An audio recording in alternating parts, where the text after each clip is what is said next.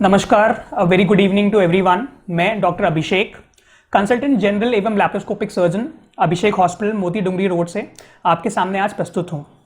आज के इस वीडियो में मैं गॉल ब्लैडर स्टोन यानी कि पित्त की थैली के स्टोन्स के बारे में चर्चा करने वाला हूँ।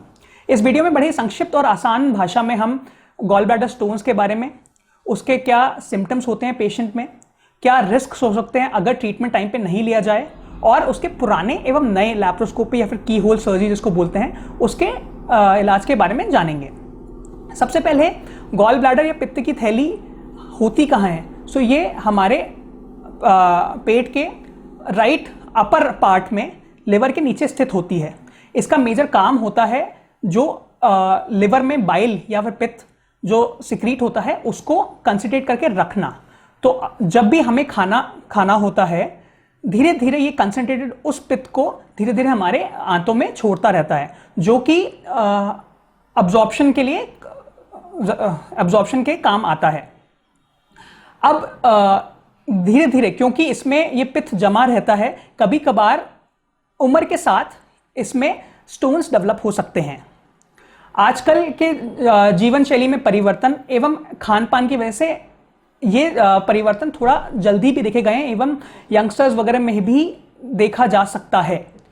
अब हम देखेंगे कि पेशेंट जो इसके साथ गॉल ब्लैडर स्टोन्स के साथ क्या सिम्टम्स लेके आता है। सो बहुत बार खाना खाने के बाद पेट में दर्द या फिर भारीपन ये देखा जा सकता है, लेकिन कभी कभार पेशेंट को बिना पता चले एकदम सिम्टम लेस भी ये हो सकता है। और बहुत बार ऐसा देखा जाता है कि किसी और वजह से अगर पेट का अल्ट्रासाउंड या सीटी स्कैन करवाया है तब पता चलता है कि गॉल ब्लैडर में भी कुछ स्टोन्स हैं। तो अब इसके कॉम्प्लिकेशन क्या हो सकते हैं अगर इसका सही टाइम पे ट्रीटमेंट नहीं किया जाएगा। तो ये स्टोन्स काफ़ी टाइम तक बॉडी गॉल ब्लैडर में रह सकते हैं, और अगर देखा जाए तो कुछ टाइम के बाद कैंसर में भी डेवलप हो सकते हैं। हालांकि इसका कैंसर का इंसिडेंस बहुत ज़्यादा नहीं है, लेकिन 90% ऑफ जो गॉल ब्लैडर के कैंसर होते हैं वो इन स्टोन्स के प्रेजेंट होने की वजह से ही होते हैं। दूसरी जो मेजर कॉम्प्लिकेशन इसमें हो सकती है कि अगर ये स्टोन्स जो कि पित्त की थैली में हैं, अगर पास होके पित्त की नली में चले जाएं तो वहाँ का इन्फेक्शन हो सकता है, जिसको कोलिंजाइटिस बोल सकते हैं। नहीं तो कभी कभार पैनक्रियास की जो नली होती है उसमें भी जा सकता है, और पैनक्रियाटाइटिस जो कि पेशेंट पीलिया के साथ आ सकता है। सो ये कुछ मेजर कॉम्प्लिकेशंस हैं जो आसान भाषा में मैं आपको बता सकता हूँ। अब इसके ट्रीटमेंट पे आते हैं। सो पुराने ज़माने पहले इसका ट्रीटमेंट एक पेट के ऊपरी भाग में अराउंड 4 से 5 इंच का इंसिशन देके, 4 इंच का इंसिशन देके किया जाता था इसका, और पित्त की थैली को निकाला जाता था।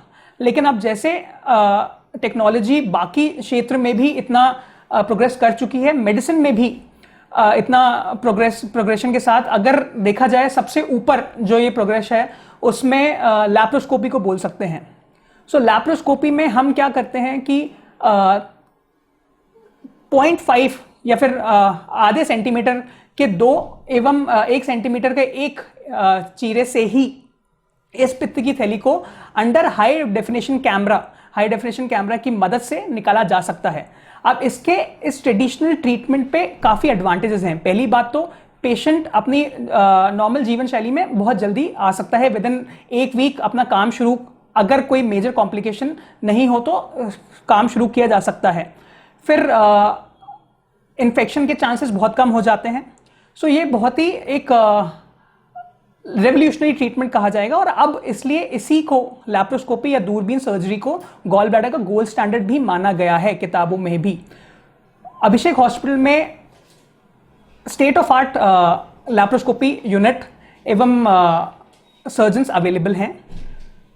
अगर गॉल ब्लैडर स्टोन से रिलेटेड कोई भी आपकी क्वेरी है, सो प्लीज़ अभिषेक हॉस्पिटल की वेबसाइट या फिर फ़ोन नंबर 9829013567 या फिर लैंडलाइन 26251110 पे संपर्क कीजिए।